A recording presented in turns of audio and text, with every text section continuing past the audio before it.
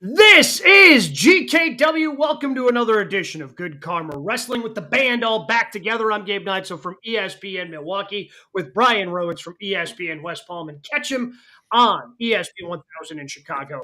He is Jonathan Hood. We've got Saturday night's main event coming up this weekend, Royal Rumble the weekend after in Indianapolis. And over on the women's side, a little harder to kind of figure out what's going on because while the men's side seems to be a star-studded affair where every superstar is declaring left and right on every show, I believe we only have two entrants who have officially declared on the women's side, Nia Jax and Bayley. That's it. That's the list. So a little harder to project. But as we sit here, just a little over a week away from my favorite PLE of the year, who do we think is the favorite to win the Women's Royal Rumble? Charlotte Flair. Woo! Charlotte Flair making a return, or Becky Lynch making a return. If we don't know immediately off the top who should be the winner of the Women's Royal Rumble, then it says a lot about the field. Sure. So I'm thinking this might be someone out of nowhere that gets number 29 or 30, and they win it. Someone we haven't seen for a while. So that's the weird thing is I enjoy when they're not announcing names. Like I hate the years where you have 28 names in front of you because you're like, oh, well, there's going to be no surprises. But this just feels forgotten about right now. And you look at the betting odds, Charlotte is the favorite 2-1. Tied for second is Becky and Io at 4-1. So you have that. And then after that, Bianca at 9-1, Jade at 10-1. So that's what the betting odds are saying right now. So I agree. I think it'll be someone we haven't seen. But let's put a little bit more into it as opposed to just like, oh, yeah, we have this as well. Yeah, I mean, on the men's side, it is, they're going one direction that I don't think I've ever seen them go, where it's like, I mean, seriously, like this is the most star-studded, like, list that we've seen going in. And it's a little bit of a different direction. It's the complete opposite on the women's side. While I do fully expect Becky, and there are rumblings that she has signed her contract, and obviously Charlotte is posting on social media pictures of her in the gym, so it looks like she's very close to returning in ring as well. I understand, I guess, if you want to make one of those two the first ever two-time Royal Rumble winner, but like they're both big enough stars. And Charlotte's what, a 14-time champ at this point? Like Becky's Becky, and has also said that, on the show that she's more interested in telling stories than necessarily chasing championships. So, well, yeah, I guess you could do that. But also, if you want one of those two to have a championship match at WrestleMania, they're Becky Lynch and Charlotte Flair. They can just kind of challenge because of who they already are. So I'm hoping for somebody maybe we don't expect to kind of suddenly rise. I'm still working through that list of who that could potentially be because I feel like there are a lot of women right now that would be really good challengers for the new mid-tier titles that they just created. But I don't know if there's anybody outside of people who have already held WWE championships that's ready to ascend to, oh yeah, they're ready for a WrestleMania Women's Championship match. Well, to that point, you look at the previous 6 winners, Becky, Charlotte, Bianca, Ronda, Rhea, and then Bayley last year. Those are all names that were already established that did not need the Rumble. Is there a chance that we see someone unexpected? I see it here even in the chat. I was about to say, Jordan Grace, like you do debut her there and throw her out there and let her win. Roxanne Perez, I know she's doing stuff with Bayley right now, but is there a way to skyrocket her? Like, this is how you make stars in this match. Let's have the conversation about how we feel as a show about the women's division in WWE before we even get to a consensus on who should win it. So outside of Tippy Time and Rhea Ripley, how do we feel about like how top heavy the division is? I'm talking about the women's division, because like I threw out names we haven't seen before, but who's deserving of that next level to be able to vie for one of the 2 women's championships? How do we feel about the division overall? So I think it's good. I don't think it's great yet. And I think that with NXT and TNA wrestlers coming into the division, I think that can make it even better. Yeah, I'm at the point, like I said, I don't know if there's a lot of top end talent. I think there are some rising stars, certainly. Like, there are a number of people I could say that anybody really, if you wanted to strap a mini rocket on somebody like Zoe Stark that they have, I don't see her being a Rumble contender. I see her potentially being one of the next U.S. women's champion or the women's intercontinental champion, especially after that brutal missile dropkick on Monday night. But like they've done stuff with her before, going back to the Trish Stratus storyline from a couple of years ago that they were hoping would put her over, and then they didn't really do anything with her. But I think somebody like that, that they've, somebody even like Dakota Kai, where you see the talent there, but because they haven't done much with it, it just seems like such a leap to go from from where they are right now all the way to a women's championship match, especially now that you have that little bit of a ladder in between with those mid-tier titles. And if you start taking a look at the men's, the people who have won the men's Royal Rumble, Cody, Brock Lesnar, Edge, Drew McIntyre, like these are all pretty established people too. So does that mean somebody like Nia Jax is going to get her first Rumble win because she has been on such a good run? Again, she just dropped the championship not that long ago, but maybe she gets, another opportunity by winning the Royal Rumble. But when you list out the men, like Drew, you have to go all the way back to Drew. Like Drew felt like he wasn't all the way at the top yet, and they sort of pushed him there. To your point, Hood, like the only people I think of in that division that are credible where you could see them, it would have been Tiffy, but they just put the belt on her with Money in the Bank. The other one I throw out there is Chelsea. And what they've put into her and how entertaining she's been, like that would be a big moment. And they sort of gave her moment already. So to answer your question, no, there really isn't that next level right now in the women's division. You know what? That's actually good. Because now you have reckless speculation on who's going to be next and how Triple H sees the women's division. So that's good that now it's a climb to the top in 2025 on who's going to be able to be that next person. Like, we're happy for Chelsea as a show because she's a homie. It's great that she's there. We're happy for Tiffy time. But, I think that like our guy, the King Ellie show said, we're going to see some talent coming in from TNA and NXT, and that should just start to ruffle some feathers in there, getting some fresh young talent in there. And so now we get some unique matchups, and then maybe someone else will emerge from that. But if it ends up being Charlotte or Becky, are we getting that? No, I mean, that's just they don't have to win the championship. But I mean, here's the thing. Could you put in someone from NXT and say, we're going to go with them?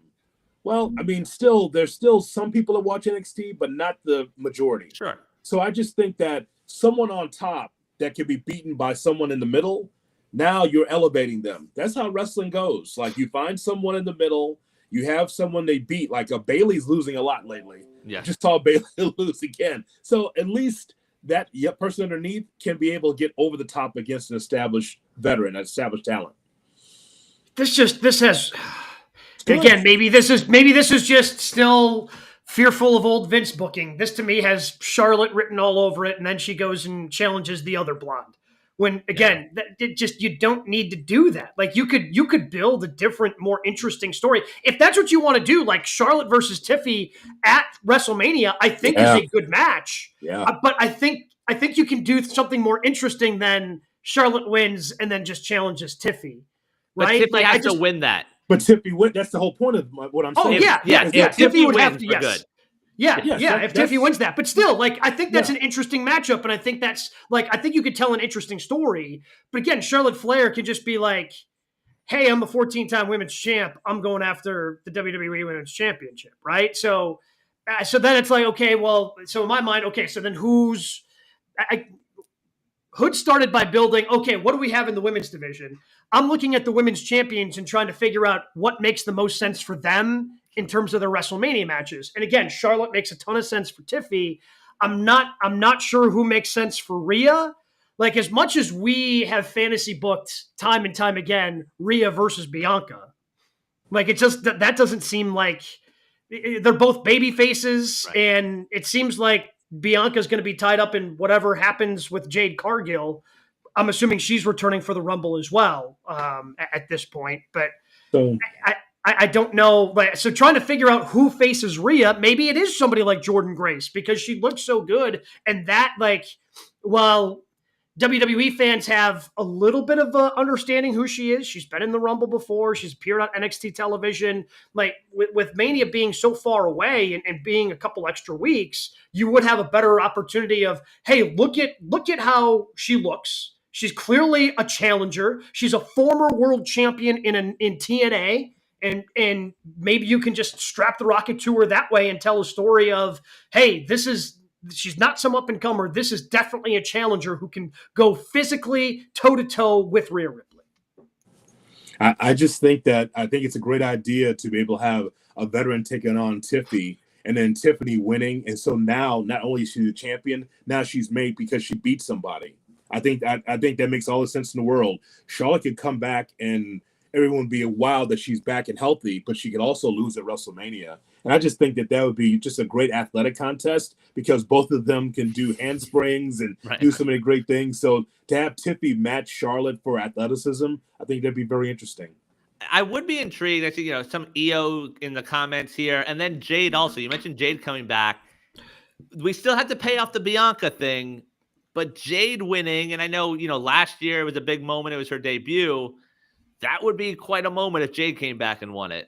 Yeah, but I guess I'm at this point assuming Jade's coming back and is going to be eliminated by whomever attacked her, right? Like she's been off for so long, and they've dragged this storyline out far enough where it's been a big deal, right? Like, yeah, you go back to the photos and the videos of Jade Cargill, she was left for dead, right? Like she was just left for dead. So that to me, if you're dragging it out this long, like Jade getting her revenge is only suitable at WrestleMania.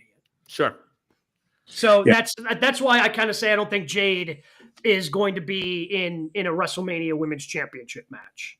So I want to make sure that I acknowledge Ray Ray's talking about EO because I saw Raw in Dallas and I saw that sign like that EO Sky, give her a push and she should have a run as champion again. People like her for athleticism. Yeah. And again, her run's fine. Her run was fine, but I just think people are just enamored by who she is, what she can do in the ring. So, I mean, she's always a dark horse, and they can always ring that bell again with making her champion. But, yeah, I like her a lot, too. Yeah. So, I mean, those are options also. I mean, Alexa's on this list at 20-1. So, and again, someone coming back. Like, the not announcing names, they're getting in that dangerous category where you're almost setting up like, oh, well, we're going to get surprises then, and we're going to get returns to where – if we don't get those surprises and returns, it feels like a letdown. Yeah, I mean, because again, like you said, there's only two. Like on the men's side, I'm not really expecting many surprises at this point. Like, and I don't think it necessarily needs it because you've taken all of your biggest superstars and you've thrown it into the Royal Rumble. So it's like, hey, I don't need the surprises. I'm cool with everything because so many things are intertwining and intermixing over on the men's scene. Like so many different things are interesting. I'm sure we'll get somebody that'll be, some legend that's going to get thrown over the top rope relatively JBL quickly. Will end up in it. Yeah, exactly. Somebody like that, that makes perfect sense. He clotheslines a couple of people, sends somebody over the top rope, and then he gets eliminated by, I don't know, CM Punk. Who cares? But on the women's side, it's like you're building up, and it's almost like they don't know, which adds to the excitement of, okay, who the hell could we potentially see here? Yeah, I like the mystery of it, and they got so much room to grow even more so. I think they've got an opportunity here to really thrive. I'm fascinated by the relationship between TNA and WWE because TNA's got their share too. Elaine, Amasa Slamovich, Rosemary, who's nuts. You can put them in the mix, and all of a sudden now it's just a little bit different. So I expect some surprises on the women's side. Now that they had that relationship and also the forbidden doors open in WWE, don't be surprised. It won't be I don't think it's just WWE people. I think it's people outside of the company that could be in that Rumble. And by the way, because wrestling is so hot now, people will not be taken aback by saying, who is this? Right. They'll know who it is if it's a budding star. Yeah, I guess I'm expecting maybe one other person from TNA. Again, Jordan Grace at this point, I think we all assume is a WWE superstar. But I guess the way I read the press release is that was more of an NXT TNA relationship, and they're not going to be featuring a lot of TNA superstars on Raw and SmackDown. And sprinkle one of them into the Women's Royal Rumble. but I think they're better served trying to figure out how to elevate their own talent that they're going to be featuring more often. Well, I'm curious to see the NXT talent like the Stephanie McCoy, the Julias that are established stars that are doing their NXT time right now. Do you roll them out there this year, or do you wait and make that more special next year? Don't be a coward. Put in Tessa Blanchard. You want? Hey, if you already got Hogan out there, why not Tessa? have Hogan escorted to the ring? Just get nuclear heat. They could ride the little roller ring down also as the garbage throws on them. Oh, like old school WrestleMania, right? Yes. Yeah. Her and Hogan in one of those, there'd be some heat there. Hey, look, hey, don't be a coward. Do it. Let's see what happens. You want to get a reaction? Bring her down, because at Genesis, nothing like a good old "she's a racist" chant. I can't imagine that's a chant they want on Peacock. Oh man. Well, they still might. They still might run a Hulk Hogan out there on Saturday Night's Main Event this week. Who knows? Who knows what they're gonna do with the racists that they're currently dealing with? And it's sad that I have to say that it's plural. It's plural in the year of our Lord 2025. All right. That's coming up in just a few days. We've got other things we want to talk about, Brian. It's called The 3 Count, other top 3 stories in the world of professional wrestling. What do we have at number 1? All right, let's move over to the world of AEW. Wade Keller, PW Torch reporting. Tony Khan is done with the booking of Britt Baker. So we'll go big picture here. Who's the biggest missed talent in AEW? Well, I think this answer is obvious, but it's just so hard. You've never had any idea how to believe any of this, right? Because there just seems to be, how much of the talent is trying to take advantage of Tony? How much are they being misused by Tony? How much are they refusing to do jobs? Because whoever you look at right now, whether it's Britt, whether it's Ricky Starks, and I think there was a report about him asking for his release this week, and Miro, and all these other talents that have, that have been there and have either left or have figured it out. It's so hard to kind of pin down exactly what's going on.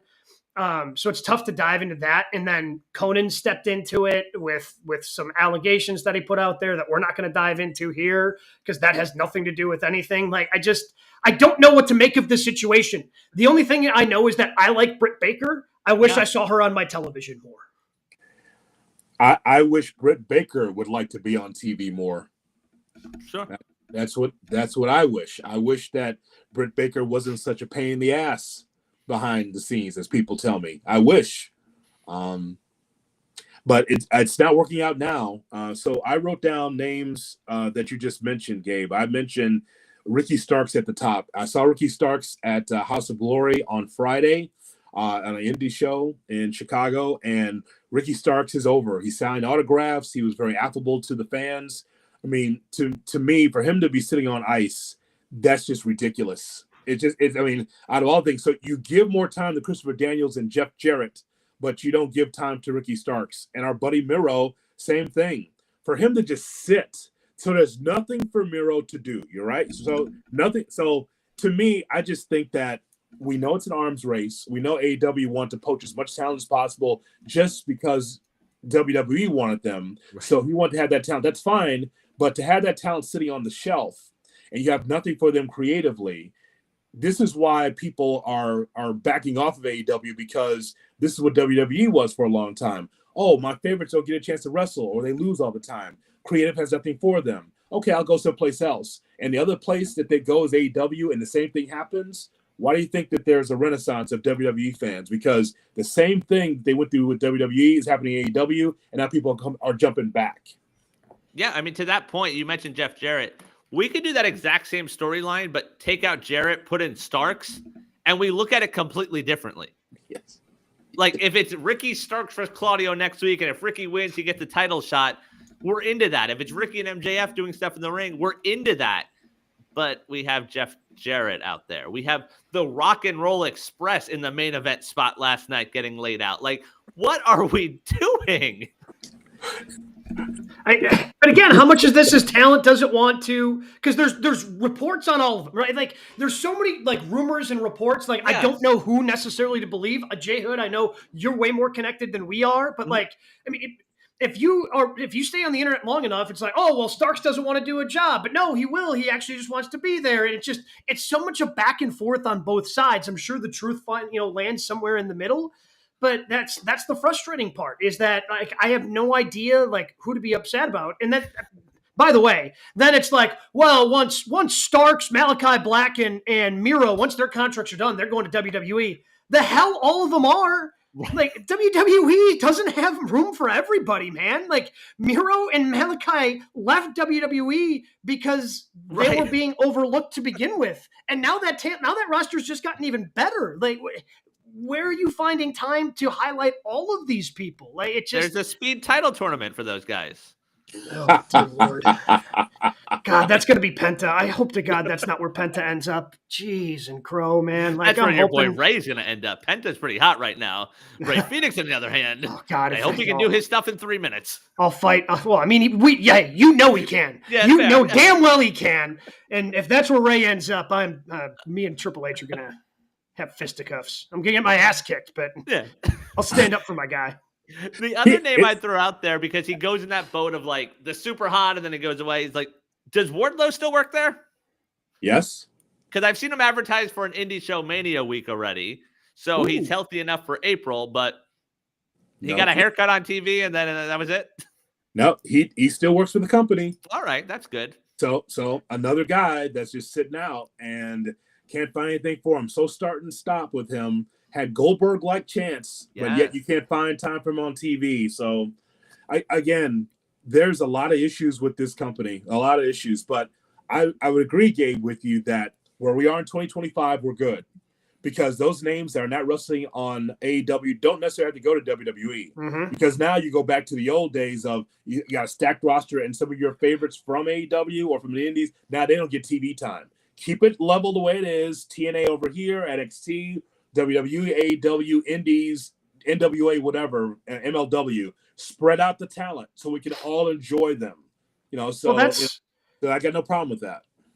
Tom Pestock, and now I'm blanking on the name he's going to be going on going forward, the wrestler formerly known as Baron Corbin, said he's not really interested in AEW because they've built something over there. He doesn't want to like go in there, just be this former WWE guy who ended up in AEW. So he wants to maybe go to Japan for an entire year. TNA's reached out to him. He can go and do indie shows. And I think all these different wrestlers can do that if they're interested in being on the indies. I mean, it's what, the lineage is obviously Cody and the Young Bucks and everything that they did before they started AEW. Matt Cardona has kind of continued that in more of the recent years, ever since everything's been established. But wrestling being so hot, like those names don't have to go to WWE. People are just going to be forgotten about in WWE too. It's just that roster is pretty loaded. But in terms of the biggest missed talent in AEW, the answer's simple. It's CM Punk. And even though he was featured, even though he was a former champion, like they botched the whole thing. And honestly, that's kind of what started. WWE really started to pick up right around the time CM Punk showed. The arrow was pointing up already for WWE when Punk showed up, but it's continued to climb up, and AEW's had a real hard time catching up because Punk was their biggest star. And that's true. Yeah, and I was gonna say, like, it's a good point to your point earlier about how you don't know what to believe because all this falls on Tony. Everyone's like, "Oh, Tony's misusing it." But we know who CM Punk is, and, well, he's sort of an ass backstage. So, like, you blame AEW, but also he's at fault, and, like, the adult in the room aspect just comes back to bite them in the ass in that situation. It is, in a sports metaphor, giving a player too much autonomy. Mm-hmm. We see this in the NBA all the time. Mm-hmm. NFL guys want to be that, too. They want to be able to rule over the coach and do what they want to do. Like where you are right now, bro, it's with Jimmy Butler in the Miami area. The idea that you could just go and come when you please, you're missing flights. And so, that's, again, when you have good management, you tamp that down. You're like, you're not allowed to do that. But when AEW, when the boss wants to be the friend and the talent wants to do whatever they want to do, coming in and out. So here's something weird, just as an aside. Why is it that in AEW, for a Wednesday night Dynamite, talent misses their flight. Why does that happen? Aren't you flying Monday to get there at least by Tuesday morning? But that never happens. But it rarely happens. No, Gabe, it rarely happens in WWE. The idea, I know that the whole country is like frozen over for the most part, but the idea that these people from Florida can't get to Knoxville, Tennessee, it happened Wednesday night. That's a problem. I mean, sure, but like I guess I'm willing to look past this when the team they just had to push the Bucks game tonight here in Milwaukee back an hour because the Bucks couldn't get out of New Orleans.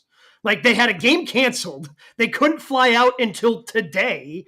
Like they tried to fly down early to get out ahead of everything. Like and look, when you get snow in the South, like they don't have infrastructure. They don't have snow plows or salt or any of the things we have up here in Milwaukee, like or in Chicago. Like they're not ready for that.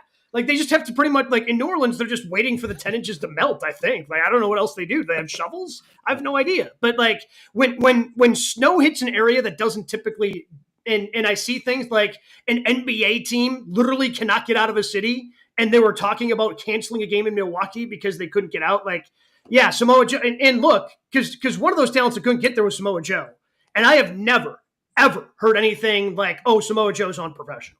Like that, there's never been any whispers of that. So has that happened before in AEW? Yes. I think I'm willing to look past anybody who couldn't get there this week because like it was such a never happens in WWE, hardly. They find a way to get a jet or whatever it is to get the talent there. I mean, but it has happened in WWE before. Like they also had a plane hijacked in Saudi Arabia. So well, that's a Vince thing, not a talent thing. I would like to see the airport agent that had to tell Samoa Joe that his flight was canceled. Can you imagine that was an easy conversation? Oh, they got choked out. Yeah, no. Cookie and a clutch, and then Joe went about his day. Although, one last thing. I don't know if you guys happened to see this from Scott Van Pelt. He was telling the story on his podcast of how because he was in Atlanta trying to get out, and that was a bleep show after the national championship game, and basically talking about how he was in the corner after he missed his flight because he couldn't get through. And he's trying to figure out how to get out, and he's number 51 in line to try to figure out what to do next. And he's basically in the fetal position in a corner, and he's telling the story on his podcast. And then somebody just had randomly taken the picture and tweeted at him today. So there's just Scott Van Pelt in the corner on the floor of the Atlanta airport, basically. It happens to everyone. It has been a rough week for travel. I've been at that airport. I've also been in that same position. I know what he's going through. Nothing like 3 gate changes in the same day. It's a mess there, brother. It's a mess. But I mean, I'm glad we talked about this as far as the missed talent is concerned, because we can go an hour on it, because there's about 10 talents that we could say this has been a mistake. But just understand where we are right now. And this is, as a show, we got to talk about this, I think, at some point. Look at your champions. Look at your champions. Look at how many champions are former WWE talent. Now, again, you got to build your roster on some former WWE talent, but I mean, putting them over outside of Okada and Garcia and Takeshita and Mariah May, everyone else are WWE people. The idea that the Hurt Syndicate wins that quickly over homegrown talent like Private Party, they're not over. Don't get me wrong, they're not over. But the point is that for the Hurt Syndicate to win like that, crushing those kids, is that good for business? Is it really good for business to do that? I mean, so that, in other words, your homegrown AEW talent ain't shit. So you squash them like a preliminary match. Well, they're getting over in the Death Rider story. Hello. You deserve that silence. Where's the lie?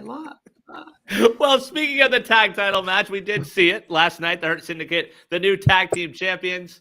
What was your biggest takeaway from the AEW tag title change? Well, you started talking about it, JHood. So I guess my response to that is that good for business? I mean, it can't be worse than whatever Private Party was doing. No, that's not right. That's not right, Gabe. Look, I wouldn't have given Private Party the tag team championships. It's almost like, well, but they were going to break up if they didn't win. Yeah. But that's the issue. That should have been such a moment. Like, going back to that first Dynamite, they beat the Bucks, like they were getting over. Then we forget about them. Them winning should have been such a moment. And then we just sort of forgot about it. And it's like, oh, crap, they still have the belts. Like, all right, you got to drop them tonight. That's so bad. If you're trying to say, we're All Elite Wrestling, and we're different than the competition. We're the challenger brand. You know what Tony Khan said? Oh my God, I got WWE guys. I got to put titles on them. I mean, listen, and again, I want to make sure it's clear. Private Party, I've told you guys, I don't get it. I understand the gimmick, but when they take a microphone, it doesn't convince me. It doesn't move me. It doesn't make me, I want them to win or lose. It's indifference, which is the worst, right? But the way they got crushed, the way they got smashed, not just on Wednesday, but the week before in that 6-man, where MVP is wrestling. Hold on a second. MVP hasn't wrestled in years. All of a sudden, wrestling like he's been there every week, that also was bullshit. Because if you're a manager, you're supposed to wrestle like a manager. He's doing balling like it's 2007 against those kids. And they crushed them in the 6-man. So from a wrestling standpoint, from a story standpoint, it was terrible. It was bad for Private Party. And for these two to be tag team champions, like they need titles to get over. What does that prove? But I think that's the point, like, in showing the shift in AEW. I remember when they announced they signed Private Party, I had no idea who they were. And they were doing those little, like, hey, so-and-so is All Elite during BTEs. And showing some clips of them and seeing that Gin and Juice finisher, I'm like, oh, these guys are pretty cool. And then we got the Bucks match, and it was going to be about wrestling. And they got over that way, and then they tried to do too much. And like you said, they give them a microphone, and that's where we are today. And that's the issue. Well, again, like the best they've probably been, because they can go. Like, I don't think you can be in AEW if you can't, right? So it's hard to separate yourself that way now. This right? This guy's doing my Peter Avalon. I was thinking of what name to throw out there. No one came to mind. Peter Avalon's not there anymore. Come on, man. Jeff Jarrett. the librarian. Yeah, okay. All right, Jeff Jarrett. Fair enough. But for the most part, I would say, like, you have to be able to go in the ring. And that's the one thing because they sold their asses off last night, too. Like, they sold like the rent was due. And it was, they did a great job, I think, of putting over the Hurt Syndicate. But yeah, like the best stuff they did with the microphone was probably when they were with Matt Hardy. I think that's right. But then, and that's not good for anyone.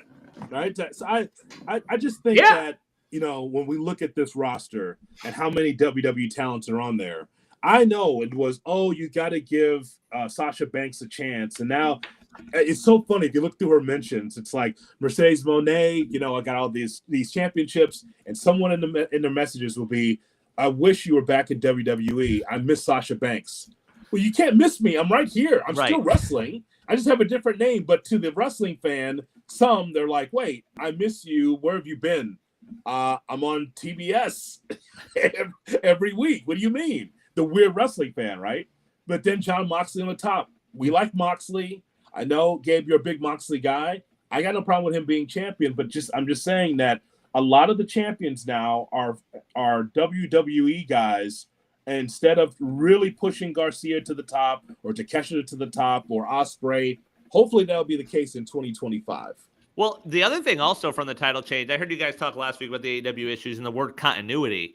Private Party was part of the Death Rider thing, and they were the guys that were underachieving. And I remember when the storyline started, we talked about, well, they're positioning all these young guys. They're going to end up as the champions, all these faces, the Garcia as the Private Party, so it'll work out. But now they're just not a part of that story anymore. Like, they're not trying to save AEW. They're not trying to do stuff with the Death Riders. They're just doing their own thing, and therefore they didn't get over from this result. Like, they might as well have been swimming nunchucks like Johnny Silver. Like, at this point, like, what was the point of that early involvement to get here to then be misused?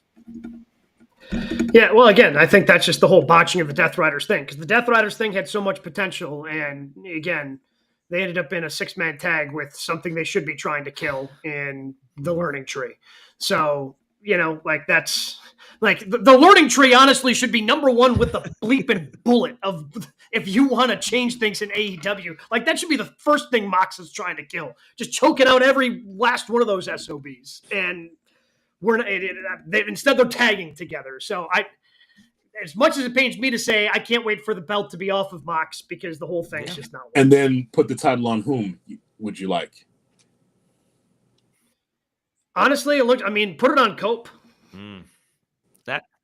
Because that's clearly the next challenger, right? That's clearly the next challenger. Like, Cope can hold on to it for a little bit. I don't care. Like, because you can't have Mox be holding on to this thing all the way to July. Like that doesn't quite solve the whole younger talent thing. Cope doesn't exactly fall under there. Sure, but like, and I agree. Like Darby's busy climbing Everest, so you can't put it on him right now. Like, do you put it on Morton, Hood? Will that get you going? On who? Ricky Morton or Gibson. Either of them. Give him a run. Well, Ricky Morton's been waiting for that title shot against Flair. But you might as well while he's there. Yeah. Put it on Ricky Morton. He's great with the Canadian Destroyer, you know. He hit one on his son at an indie show this weekend, so no one's safe. I saw that. Ricky Morton. I just, you know what? You don't want to hear it. But by the time we get to Dallas, guys, I think that's when Moxley will drop it because there's nobody on the top right now. I mean, the answer is Will Ospreay. I just don't know the path. Like, he's got to get there. The answer is Will Ospreay. That's because he's got the fill-in bruv. But he's busy. He's the guy. He gets a lot of reaction. He's busy doing other stuff right now. Yeah, I mean, he did tease it, you know, saying, hey, I've been trying to get over to the World Championship, and every time I do, that was part of his promo last night when he was with Kenny in the ring. Yeah, there's no one right now, and like that's the issue. Hey, I'm cool with good. I'm cool with this suggestion down low. Like, just we got to get it off Mox and end the Death Riders. Like, it's not going to be pretty. Sure, it doesn't solve the young talent thing. Sure, but like we got to do something else. And I hate that I say that because I had such high hopes for this freaking thing, and I love Mox so much. And even he still cuts like good promos with it. But then they just don't let him do anything. The other thing also, he just like ends in up terms being... of the pay-per-views, like Revolution's not till March. We're still in January. Yep. So we're a little bit away. Yes, we are. Yeah, but we've got I guess, you know, Australian Battle of the Belts. 18-hour time delay. Also known as Grand That's Slam. where we're going to get the title change. That's so disrespectful. It's so disrespectful. What? Nope. Was I wrong? It's A, funny, B, disrespectful. Australian Battle of the Belts. I thought that's what they were calling it. I must have missed Excalibur last night. That's on me. I'll wear it. They could have accidentally announced that. They've done that a couple times. Like what time the show's going to air. They've accidentally announced that. So maybe that's how they did it, and that's where Gabe saw it. It's hilarious to me because they keep saying it's on the weekend of All-Star Weekend for the NBA, and I'm like, what time? That can't be on TNT. You know, that's not going to happen. So. Oh, no, but it is on TNT. It's after the 3-point contest. Okay, that's so stupid. I think they didn't get the memo that it was All-Star Weekend. So, you know, they have trouble with the schedule sometime. We've seen that with bookings. I was about to say, we are very aware that they don't own a calendar. So we've covered this in length. Brian Rowitz is the first one to mention AEW does not have a sports calendar in front of it. Right. A little pocket one. You get it at the bank or something? Yes. Oh, by the way, Gabe Neitzel, because we got the AEW schedule through the spring, so are the Bucks playing when Collision comes to Panther Arena in Milwaukee? Ooh, I did not look at that date. We'll have the cross-checker take a look. We can get back to cross-checker take a look at that. So just very briefly, guys, I just want to bring some of my Sunday morning Busted Open show to GKW, just like when I bring GKW to Busted Open. So here it is real quickly. We did a segment on how many factions should be dismantled in AEW. You'd be amazed at how many factions are in this company. So I just want you to give me a raise of hand, the heel that should be the faction that should be dismantled in AEW. I'll go to the heels first. So the Death Riders. Dismantled? Okay. Don Callis family. Probably the strongest you have. Callis family can stick. Okay. The Hurt Syndicate. They're working? Okay. Whatever the elite is these days. Does that exist? Yeah, I don't even think that exists. It's still official on the website. So okay. All right, so... All right. Well, I mean, I think they're basically disbanded anyway. Because Okada's doing his thing, and we haven't seen Jack Perry in a while. So, The learning tree dismantled. Yep. Okay. The patriarchy. Blast it into the sun. The patriarchy. Yes, they don't need each other. I'm good with the patriarchy. Oh, you're good with it. And Brian, you say, yeah, we don't need it. No one needs that. Okay, and the Death Riders, that's at the top of the heel faction, and we're good with keeping them together. No, get rid of them. Gone. Okay, both faces. Undisputed Kingdom. Dismantled. Yes. Yes. Too many baby faces, and they got nothing to do. They're just hanging out. Bunch of jerks hanging out with each other. That's it. Is that all of them technically? Like, is that 5 people? I don't even know what's in it. Okay. Yeah, it's 5 people. All 5 baby faces. Yeah, since Kyle O'Reilly joined, yeah. Rated FTR. That's a faction. I don't think we need that. Okay. And FTR is duct taped to a chair, so they're gone. They got merch and stuff, and they're always together. So that's a thing. That's a faction. So disbanded, right? Yeah. How about the faction of Shibata, Samoa Joe, and Hook? Still a thing. Disbanded, right? Yes. The conglomeration. I thought that was a conglomeration. Well, there's other parts of that. No, we can blow that thing up too. Bang Gang. Golly. They're baby faces? Well, you've seen Jay White. Yeah, I guess you're right. But Juice, is everyone hurt? I mean, but Juice is a baby face. Yeah, I mean, right now it's just Jay White. Yeah, where the guns? I don't know where the guns. I don't know where they are, but I mean, you see how they changed. They did become babyface. I mean, Jay White's getting babyface reaction. So that dismantled that too, right? Yeah. So I think that leaves us down to like 3, and that's fine. 3's fine. I just named for you like 11. That's the problem in this company. Like, we understand that in offices and in sports there's cliques, but not to the point where that's all you have on the show. All it is cliques. So we had a comment on the page this week. He said, "I've something you guys might be interested in. AEW is settling into factions. They might as well consider a full-blown league presentation."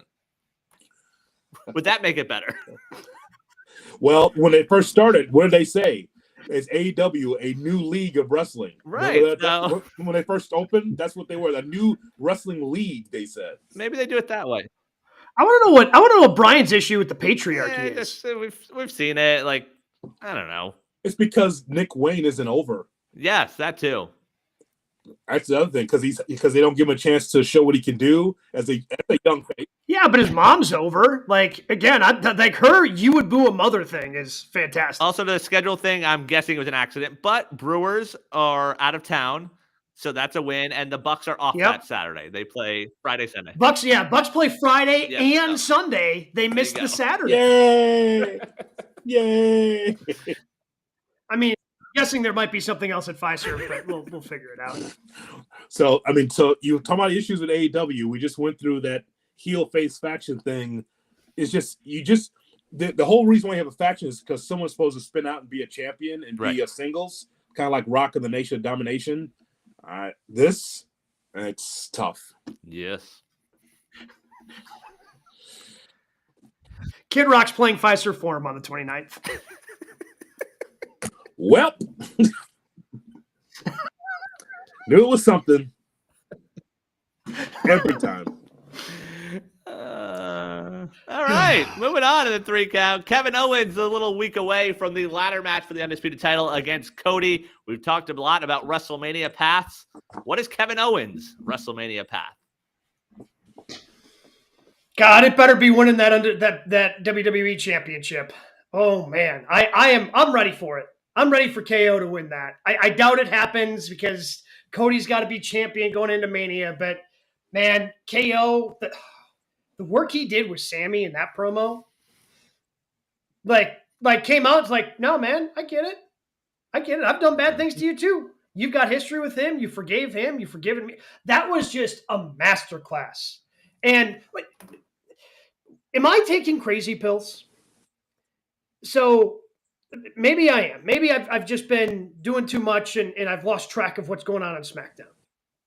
But didn't Cody just wrestle a tag match with Jimmy Uso? Like, didn't that just happen like not that long ago? And now this week he's finally getting cleared for action? Didn't I just see him in action? Like, Am I taking crazy pills? Like, this has happened, right? He did tag with Jimmy, and he left Jimmy high and dry because he said he was going to attack Kevin Owens on site, and he left because KO came out. Like, that happened, right? They also don't hide all the house shows that he's wrestling KO at. Like, over the last month or so. Like, I saw one with my own 2 eyes. Like, in Miami, I saw him there. How did he finally, finally got a clean bill of health? What the hell were you doing wrestling 2 weeks ago on my television? Like you hadn't been, what? What are we doing? How have we botched that? That's some Shawn Michaels writing right there. Oh, man. Some confusing Shawn Michaels pretzel logic booking right there. I don't know why they did it that way. You are not taking crazy pills. You are correct. Okay, yes. That did happen. All right. Yes, I just wanted to make sure. Correct. Because usually they're buttoned up on that, and they have not been when it comes to him and his health. And I'm just very much on the team. Kevin is right. Cody did something that betrayed a friend, and he should apologize to his friend. Instead, he got package pile driver that he deserved. No, don't give the WWE ideas. An I apologize match. Do you apologize? No. That's a Russo match idea, I feel like. Do you say you're sorry? No. Get the F out of here, ref. No. So it's a great question, but here's what's great about WWE in that regard. Kevin Owens, we feel he should have been champion by now. Should have happened at Saturday Night's Main Event. You want to do something special? Boom, make him champion. So now we come to the Royal Rumble, and we get the signing this Saturday on Saturday Night's Main Event from San Antonio. So Kevin Owens wins the championship. So is the rematch at Elimination Chamber? Is it at WrestleMania? See, I like to see how these dominoes fall. As we do this, it's January 23rd, and we're trying to figure out what's the main events, like how the Bloodline and The Rock and Roman Reigns, how are they involved in any of this? Because the championship now centered on Cody versus Owens. Mm-hmm. So does Kevin win at the Rumble? He should have been champion by now anyway. I don't know. I know, Brian, you said you didn't fall for it on social media, but I know deep down in your soul, you got real excited for the possibility of a Sammy winning the Rumble, KO winning the ladder match, and then we get Sammy versus KO main event. I am trying so damn hard not to get my hopes up for that one, but if you just let those two loose for the title, best Mania ever. I don't care what else you put on the show at that point. Best Mania ever. Did you hear what he said on an open microphone? He just said that. Open mic. He said, get out of the way, Savage and Steamboat, Michaels and Austin. All right, that's fine. The Bellas and everyone out of the way. That's enough. KO and Sammy. Okay, we're trying to keep a reputation on this show. Don't be coming in with that. I'm just saying. I tell you what, great job by Kevin Owens gaslighting his friend. Yes. Sami Zayn is the most gullible character in the history of the business. He believed what Kevin said. It was a compelling thought by Kevin. But Kevin Owens against Sami Zayn, is that the best you could do right now? Did Kevin really gaslight him? Or was he just right? Kevin's just on a hot streak right now. I think Kevin was right. Sammy's got to start helping himself. Yeah, and but that's the thing with KO. I'd say he's the most compelling heel in the company right now. I would say it's Drew McIntyre, but he's on a Hangman Page heater right now, losing a lot of matches. Yeah. That's the thing about this. There are so many ways for KO to go. Yes, my ultimate dream is KO Sammy. KO Cody round 3 would work at Mania. KO ducks him. Maybe Cody has to win the Elimination Chamber and he wins it, and then you do KO round 3 there. I'm fine with that. The Orton one, that's the ultimate blow off at this point. KO Orton for the title and Orton winning another title at Mania. Hell, I'd even say at this point a KO Cena I could be talked into. But here's the problem. The problem is to me, and no offense to Gunther and the work that he's done, because I enjoyed that promo with him and Jay on Monday as well. I thought that was a good back and forth. If you win the Royal Rumble, how are you not challenging the WWE champion? If you win the Rumble, you're challenging the WWE champion. That is the title. They built it up. It was on Roman. It's been on Cody. That's the title in the company. And that's the ticket to the main event of WrestleMania, is challenging for that championship. So if it's Cody, and again, that factors into, okay, who do I think is going to win the Royal Rumble? It's all really compelling. It's all really interesting stuff. And that's where I don't know. And that's what makes this Royal Rumble, despite it being so star-studded, so exciting for me, because we kind of thought that Cody was going to win it 2 years ago. I was dreading that Cody was going to win it again last year. Wasn't really a big fan of that. And they turned it into something very good, but they kind of botched the beginning of it. Mm-hmm. I don't think that can be denied at this point. But trying to figure out who's going to win and then challenge for that championship. Like, if KO wins, like, Sammy's in play. Mm-hmm. Yes. Sammy's in play if KO wins. If Cody wins, then Sammy's not in play. Like, they could Punk win it? I don't think Roman wins it, because I don't think we do that 3 years in a row. But you can't tell me KO versus Punk for 2 months doesn't get you excited. That'd be really. Yeah. That'd be really good. It'd be really good, but usually at this point there are breadcrumbs where I can at least connect the dots to, oh, this is how I get from CM Punk to Kevin Owens. But maybe you don't need that. I don't know. See, here's what's happening on a Triple H. He'll do that slow burn with the bloodline week to week, but this whole thing that he's doing with the world title, the Undisputed Championship, it's the FBI wall with the string. Right. There's 18 faces on the wall, right? And you have to be able to connect the dots of, like, Cody here, KO, Punk, McIntyre, and he's just got all these strings connected to these faces, and I think it's interesting. So, do we say as a show that before WrestleMania, the Undisputed Championship will be off of Cody? I think so. And that's at the Rumble. Because I'll take it a step further. You talk about the breadcrumbs. KO wins it next week at the Rumble. Cody ends up in the Rumble. And then whoever eliminates him sets up his Mania program. Because think of that ovation. Like, you don't know Cody's in the Rumble. He comes out. I mean, if you wanted to swerve it, like, you could still do Cody versus Rock for the People's Championship. Sure. God, that's a good point. I guess what we're saying is that the Bloodline is only have one of the main events at WrestleMania, not both, correct? Like last year? I think so. Okay. I mean, the only way you end up having both is if Rock eliminates Cody and then they have their match night 1. And then you have the WWE Championship with Roman involved in night 2. Mm-hmm. Mm. Whatever it is, they got it set up like through SummerSlam. They know exactly where they're going. I just don't know what the direction is, which is great. It's great fantastic. That we don't know. Yes. Yeah. My issue, though, is if KO doesn't win next week, I feel like he's sort of directionless. Yeah.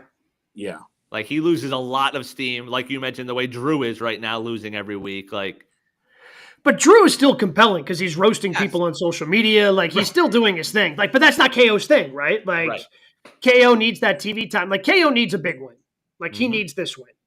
Especially because we got the tease of he pinned Cody. The ref wasn't there to count 1, 2, 3, but he pinned Cody.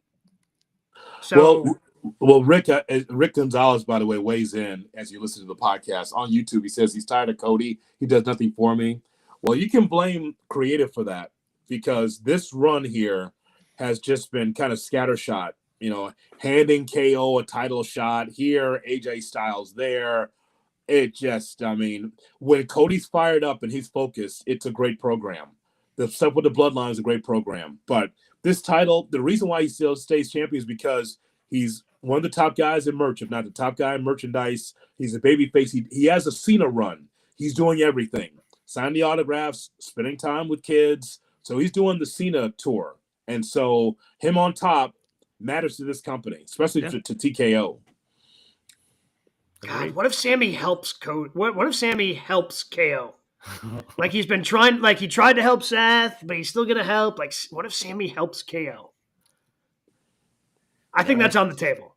And also, there are so many paths. Like, you mentioned all these big names in the Rumble. Most of them are faces. That's correct. So, like, Sammy versus Cody, Rollins versus Cody, Punk versus Cody, those don't really work. You almost need a heel champion. I mean, That's right. And that's where Randy Orton comes in. Right. Yeah. A healthy Orton, who's probably healthy right now, just waiting. Waiting for his opportunity. There it is. There it is. And that's part of the WWE's youth movement. Randy Orton. He is younger than Jarrett, right? Is that youth, true? Yeah, youth. They don't really have a lot of youth on that side. Yeah, Jarrett's 57. No. Randy's only 44. Good for him. Now, I want you to just think now, they're pushing Jeff Jarrett for the World Heavyweight Championship, and Jeff Jarrett is a year older than Mike Tyson. How'd that work out when we saw Tyson in the ring? I'm hoping that Claudio just beats him, and that kind of ends everything, but I don't think we're going to be that lucky. No, unfortunately, he's got to have his run, buddy. Claudio doesn't win matches. I mean, he doesn't have to have his run. Let's get something perfectly clear. Good he doesn't point. have Very good to point. have the run. Is he going to get the run? Yes, but it doesn't have to happen. Yeah, in AEW, he's got to have his run. Got to have it. By the way, when's the last time that you called a woman a call girl? Go ahead. I mean, 1984, before I was born.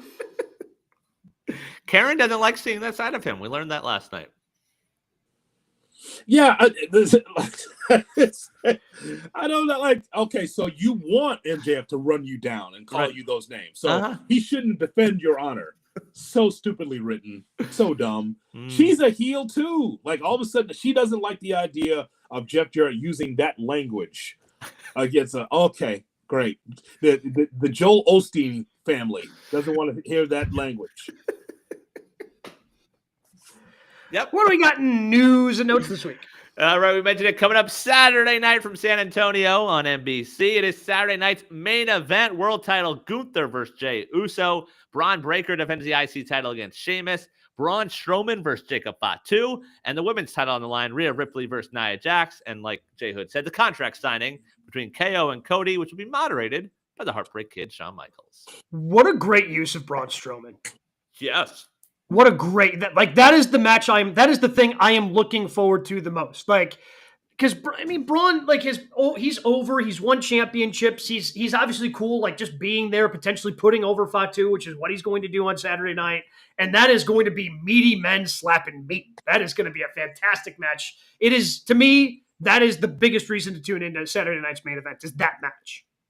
I love that Jacob Fatu took the microphone, and now people heard what we heard in MLW, that this guy is powerful on the mic. It's what Joe Dombrowski told us, right? The voice of MLW, just the way he uses his voice and how scary he is. I mean, he's just, this is going to be fun to watch because now we see the ascension of Jacob Fatu.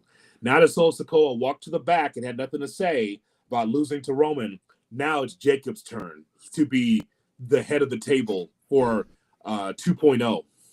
I was worried that whole promo that he was going to say something that wouldn't have been seen on television. I know. He was towing that line. Like, uh-oh. That's what makes it an exciting promo. Who knows what he's going to say next? We can't know if he doesn't. I was heading for underneath the covers. I was like, oh, no. What's he going to say? He's going to get suspended. No. Like, to take you behind the curtain, like on radio, when you get those callers that are fired up, you're hovering on that dump button. Like, I don't know what's going to happen here. It felt that way with Fatu. Certainly did. And he was great. The crowd was with him. So I look forward to that matchup because that's going to be great for him. And again, now he's going to take that solo role. And at some point, he'll have his matchup against Roman at some point. Rhea and Nia should be good, but is Nia and Tiffy, like, there's just no payoff there? Not yet. Not yet. Nia on Raw now? Probably should be. Get out of Tiffy's way, right? But Tiffy cashed in on her, so shouldn't she be upset about that? Should be pissed, right? Kind of seemed like she was for a little bit, and maybe taking that frustration out on Rhea, I guess. Why is Shawn Michaels moderating this thing again? He's from San Antonio. Yep, that's right. He's driving over. Okay. Yep. They save on airline travel. Yeah, he just told him to drive over. Yeah. That's it. There you go. Speaking of WWE, last week we learned about their relationship with TNA. Well, Dave Meltzer reporting people close to the situation believe this will eventually lead to WWE owning TNA. Apparently, they are trying to help TNA secure some international TV deals that would block AEW from getting similar deals overseas. What I would say about that is that once we have seen plenty of examples under Vince that when he owns a company, he fumbles the talent.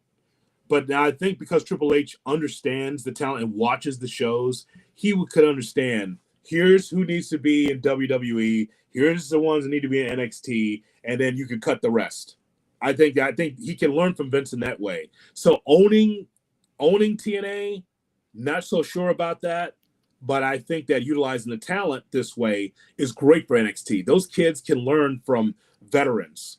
I already booked Obafemi against Moose. I just think that's awesome. But then you got Frankie Kazarian, you got Eric Young, all these people that can work with the young talent in NXT. I think that's good for those kids.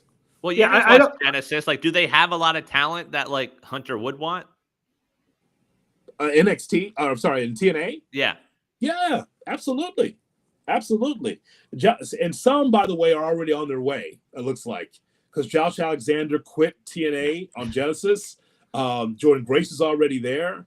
PCO, and I know that's in the news and notes. Decided he's just going to leave the company. So there's some names there. Absolutely, the cover's not bare in TNA. Otherwise, there would not be a connection. Sure. No, but I don't see what owning TNA does for WWE. The library. That would just be like another. Yeah, I guess if they want to sell the library, but like otherwise, it's just another developmental territory, basically, right? And also the library is like, where do you put that stuff now? Like if the Peacock deal's expiring in a year and you have the Netflix stuff, like the library was the reason we heard Tony wanted Ring of Honor, which makes sense. But like, where does it go? If you don't do anything with the library, like, yeah, that's. No, I mean, there's value to having the library. Look, if they bought TNA, they would have their library, and of course, some of the superstars that's already in WWE has wrestled in TNA, and like to me, owning that, there's a value to it because if you sell it again, that's again a valuable piece. So sure. you have as many assets as possible when you own a company. I'm just looking through the roster. It's funny that the number of these guys, as we talk about AEW, TNA, the same thing. A lot of former WWE guys that are in TNA and women in TNA. So that's got to be something for Tom Hannafin, the play-by-play voice, like, oh, God, them again? Mustafa Ali, who they couldn't use, has been bouncing. He was in TNA for a while. Nick Nemeth, I think that's very interesting, that Nick Nemeth, who they couldn't do anything with at the end, lost the TNA championship, and now the relationship. It's very interesting. Well, you mentioned PCO and people leaving TNA. At the GCW show on Saturday, he smashed his TNA title, the digital title. He cut a promo trashing TNA. Reports are that he's now done with TNA. He has said he has turned down AEW on 3 different occasions in the past. Okay, so you're just going to work the independents then? Because there's a TNA WWE connection. So WWE's not probably going to hire you after you went into business for yourself. If you're saying no to AEW, 57, so that seems to fit in with AEW right now. Sorry, pal. I think you've reached the end of the road here, bud. Yeah. I mean, that whole Frankenstein act, that works in the indies. You'll be fine. True. It'll be fine. It's like, but that apparently that was a shoot. This whole thing of destroying the championship, saying there's too many titles in wrestling, and he decided to do it on a GCW show. Weird that GCW and TNA had a show on the same night, by the way, on Sunday. Well, but you could tell it was some sort of like shoot because clearly he hadn't worked on that. Like him trying to smash that thing with a sledgehammer and not getting it to be able to stay on the chair, I think was my favorite part of the whole thing. Like he wants it to stay there and it's just not cooperating. He doesn't know what to do. He's a Frankenstein. He doesn't know any better. The belt went into business for itself. Everybody was going into business for themselves. So that's I think that all that is it's very interesting times in wrestling. Very interesting. Well, finally, news and notes. We talked about AEW Grand Slam Australia, Saturday, February 15th. It was originally announced for an 8 o'clock start on TNT. AEW then reminded it's All-Star Saturday night. So instead it'll air after All-Star Saturday night on a nearly 18-hour tape delay. As a reminder, this was originally thought to be a pay-per-view. It also was originally booked for a bigger venue. But hey, we get Kenny and Ospreay teaming up. You just have to wait to see it. That's tough. I'm glad they're going to Australia. because they have TV there and they want to be able to stretch out. And this is what wrestling is now. You want to go international? That's fine. Got no problem with it. Just for them to have they wanted to go in a stadium show, right? Originally a stadium, and now it's a smaller arena. This, until you get something hot, this is what it's going to be. It's going to be smaller arenas. And by the way, nothing wrong with that. But AEW's creatives got to get better. Because since CM Punk, there's nothing that's been able to strike hot for this company. I'd make an argument for Tony, but it has obviously not hot enough to carry the entire company. Tony Khan? Storm? No, Timeless Tony and now Amnesia Tony. Like, she's the only thing that has consistently been able to hit. I mean, but you know what I mean? Like butts and seats. Oh, yeah. But definitely must see. That is for sure must see. But why isn't this an opportunity to take advantage of the streaming and airing live even if it is, 5 a.m. Eastern, like you wake up and watch it and make it a big event? This Max thing is kind of like a soft launch for a restaurant. Okay. Where WWE is like, we're on Netflix, January 6th, Netflix. And AEW is like, yeah, we're going to be on Max. And but very quietly though, it wasn't like special promos like we're on Max. Can't wait to see on Max. It is, and that's the problem. It's like it's there, but they're not bragging about it and really pushing it like WWE does with their Netflix, and that shows a difference right there. The first one was they said like the biggest streaming event ever, or something along those lines, and then they just stopped. Yeah. So what time is this show now? 7 a.m. After midnight, 1 a.m. Whenever we're done watching G Leaguers dunk the basketball. Oh, come on! I am offended on behalf of Andre Jackson Jr. of the Milwaukee Bucks. He is a starter for the Milwaukee Bucks. That is the NBA Cup champion Milwaukee Bucks, mind you. And I'm offended on behalf of Buzelis, our forward. With a chip on his shoulder, he's going to be there. Does he have a first name? Does he like Cher? Matt. Okay. I can see why you just went with the last name. Yes, but Matt Buzelis. I am Misused Buzelis. I am so disappointed that you would say that about him. We got nothing else going on in Chicago, and we got Buzelis in the slam dunk competition because that's relevant today. The rating will be good, I'm sure, for Grand Slam Australia. So it will not. No. Oh, the lead-in?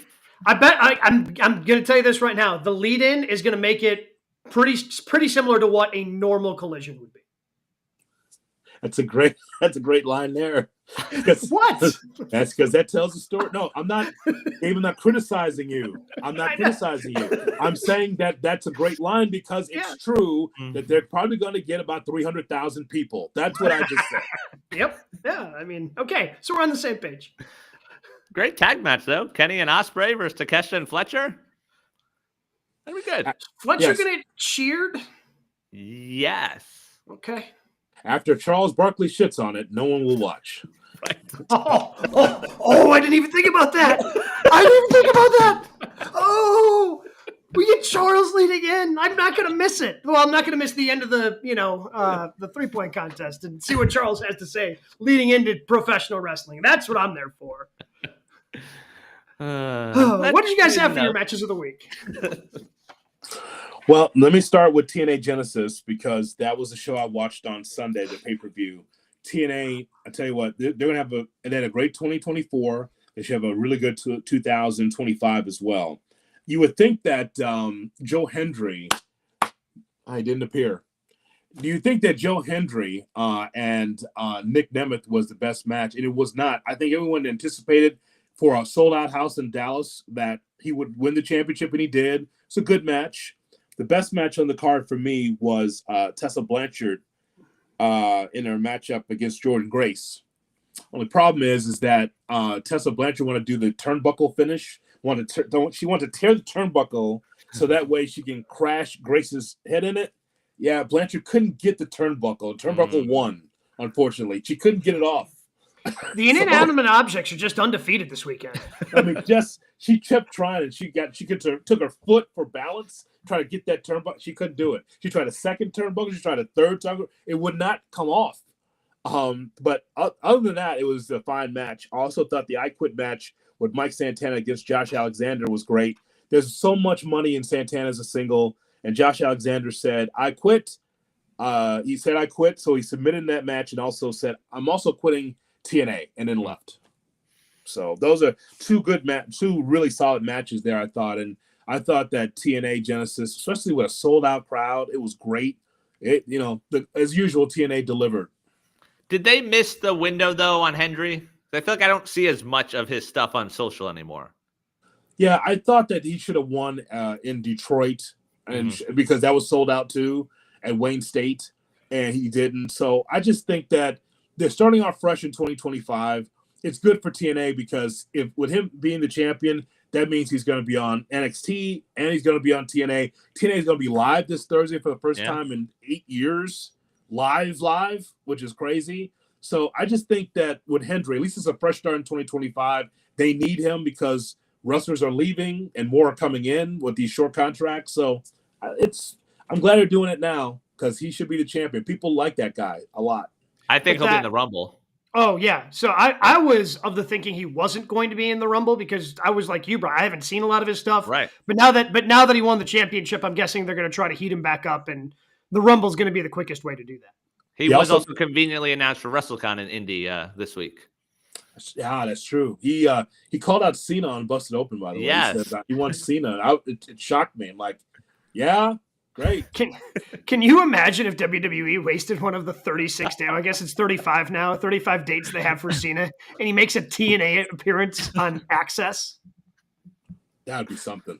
It would be something. It'd be so 2025. If JBL could show up anywhere, some high school gym, anything could happen. That is true. Matches I loved Daniels and Hangman on Collision. I think it's a perfect way to end the career of Christopher Daniels. It looks like he's done wrestling now. I thought he was done wrestling before, until they had kind of started this angle. But to kind of give him a send-off match, I think it was fantastic. And now it looks like Paige is stealing his finisher. So yeah, that's kind of fun. I like that. By the way, he's starting to heat up. Paige is really starting to heat up. I think that's good for AEW. He beat a legend, so now let's start beating up some of his contemporaries. Do you start turning him face, and is he the one that takes it off Mox? I think he's becoming a babyface. Yeah, turn to babyface. I think, and again, just weird. You burn someone's home and you become a babyface. Like it's so strange. I don't understand. Yep. A couple others I had from SmackDown. I loved Ray versus KO and then Bailey versus Stratton. So basically the last hour of Friday night was... Oh, I also enjoyed Motor City Machine Guns versus Los Garza. I thought that was pretty good from SmackDown. And then Hayter versus Hart I had last night. Hayter versus Hart was good. Very good. It's a very good match, Gabe. I also wrote down Tippy Time against Bailey. Yep. That was on SmackDown? That was SmackDown, yeah. SmackDown, yeah. SmackDown, yeah. So I thought that was very good. So, again, quality wrestling all around. And another strong Penta performance. It was a strong Penta performance. Yes, it was. That's good old Pete Dunne. Yeah. Did he call him Butch? Butch, Pete Dunne, whatever we want to call him. That guy. Yeah. So, again, I'm curious to see, again, the direction that they're going to go. Are they just going to put him out there and have really good matches every week? Is that all they're going to do with Penta? Just kind of waste time until Ray can show up? Pretty much. I'm okay with that, I guess. Shout out to Rick, who always used to read JHood's wrestling reports back in the 90s. Yeah. That's great. But it was never in the newspaper. That was Black Brown. What was his name? Blackjack Brown. Oh. Yeah, that was not me. That was someone else. All right, good. But you know what? Sam Hugh. All right, yeah. Well, you know what? You can still get more of Jonathan Hood. Sirius XM Busted Open Sunday. Yes. I broke him. We've got Saturday's night main event. We're getting ready for the Royal Rumble. Great time to be a wrestling fan. One thing for sure, you can always catch all of our stuff, youtube.com/@.